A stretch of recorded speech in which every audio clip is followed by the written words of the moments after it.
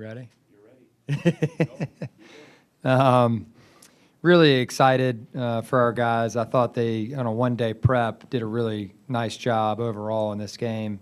We have a ton of respect for American, Coach Simpkins, and the team that he's put together, he and his staff. We've watched them plenty over the season. They're going to have an excellent year in their conference, and I know they're pushing for another NCAA tournament. Having said that, our guys were on it today. They did a really nice job from the tip. And, we just challenged our guys to, play every possession of this game like it was the last. And every possession matters, EPM. And, throughout that game, our guys did that. We were not going to play perfectly. We knew that. We were going to make some mistakes, and we did. But we played through the mistakes. And, I thought our guys continued to play. No matter who we subbed in, there was energy, there was effort, there was a desire to play together, and all the way to the end of the game. At the end of the Maryland game, we made it clear to our guys that we were not excited about the way that we finished that game with a minute left, or really 3 minutes left, and we've got to be better. And tonight, certainly, we were much better. Now we're moving on, even though we have one more non-conference game, moving on to Christmas, and then moving on to preparation for, conference play, which we know is going to be tough. 6 of 8 on the road to start. It's not easy. Jeff? Yeah, how do you feel 12 games in about where the team is as you head into ACC play or get ready to head in? Yeah, we feel good. We would have loved to have beaten Butler, but we didn't. I think we've developed some shared experiences. This group has that can propel it, forward. The other night against Maryland clearly helped us today. It opened our guys' eyes to, you have to play every play, regardless of, the opponent or what the score is or where you're at, at that particular moment. And, just encouraging our guys overall to be present and in the moment. And we realize that the crowds are going to get bigger, whether it's on the road or at home. The stakes are going to get higher. The pressure is going to elevate, and we have to handle it, really, really well. And we're not going to be perfect at that, and we understand that because this is a really good league this year. Our league's off to a great start relative to its competitors, and we're excited to get going. Do you have an update on Jakari? Yeah, so he has to have surgery tomorrow, so a wrist injury. Unfortunate play. It happened on the dunk. He kept playing through the injury, and then, we learned shortly after, and he looked at me and was like, I got to come out, with however many minutes left. Took him out, and then after the game, they x-rayed it and saw the unfortunate news there. But it's his offhand, and so that's the best news that we could get in a situation like this. And, the strength of this team is the depth that we have. And you saw it tonight with Elijah getting in there and playing.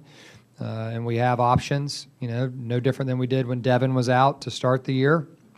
And so, we're confident overall in this group, and we're confident in Jakari, getting back. He's going to have surgery tomorrow and then be able to still see his family for Christmas and come back and be with us. Every opposing coach that comes in here raves about Tess. When you have a guy like that, how do you bring him along as the season goes, and especially heading into conference play? This was a big step forward for him today. He was frustrated after the game the other day. Not frustrated about winning, of course, but his individual play. And he and I talked for a while a few days ago, and I think he played with more purpose today. He played, not so much on edge. And I think that's really important for his growth, going forward. He is a beast. He's a really good player. And when he lets the game come to him, but then attacks when it's there, he's really good.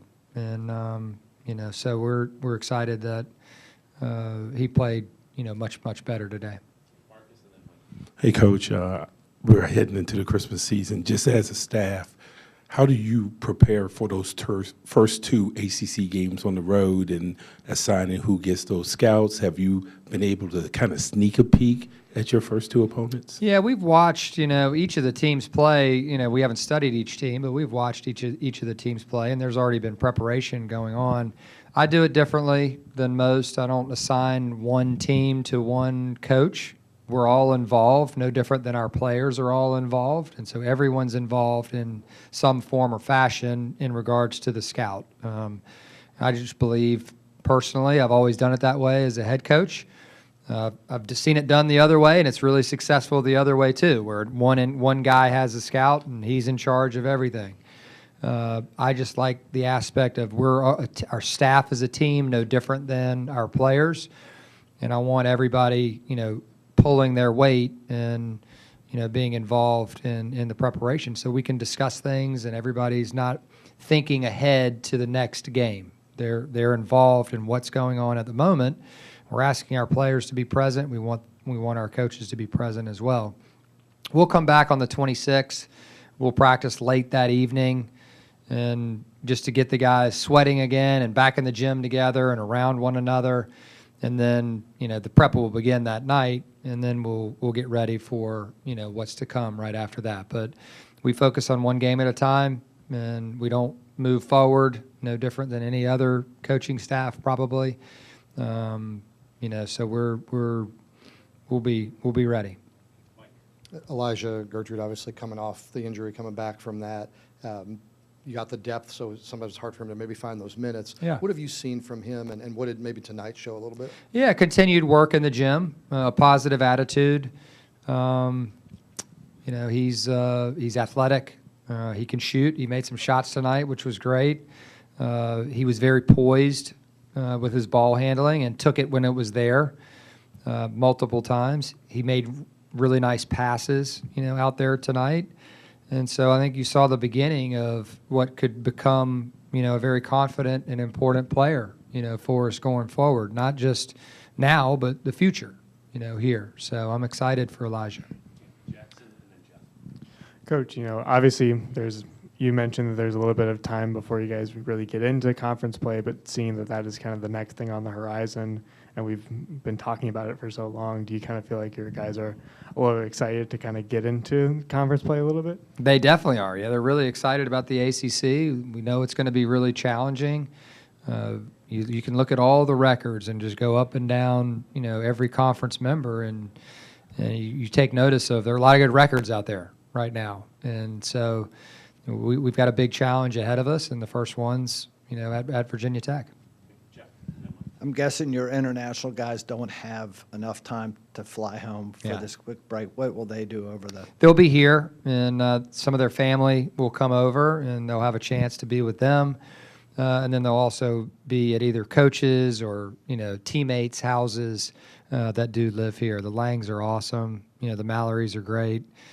Des and his family as well. So we have options, plenty of options, and the majority of the coaches are staying here as well. So it's it'll be fun.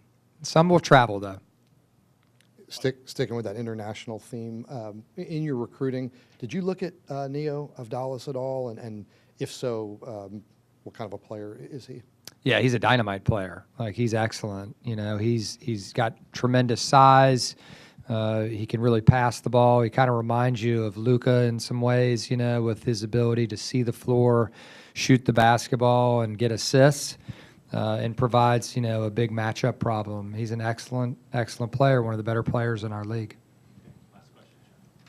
Several VIPs in the stands tonight. Did you get a chance to talk with Dawn I did. at all? Yeah, that was tremendous. Last time she and I probably spoke, I was sitting on the sidelines watching her practice. And I was a little boy, over there at, 10, 12 years old, watching her go at it. And she was a maestro, and obviously has meant so much to, the University of Virginia and women's basketball and just this place. And I know everyone's so proud of what she's accomplished in her basketball career, not only as a player, but also as, the Olympic team, and then as a coach now. I mean, she's killed it, and she's mentored so many players and made them better, been there for them, and just a great, person for all of us to emulate. And we're excited that she was back, today. Thanks.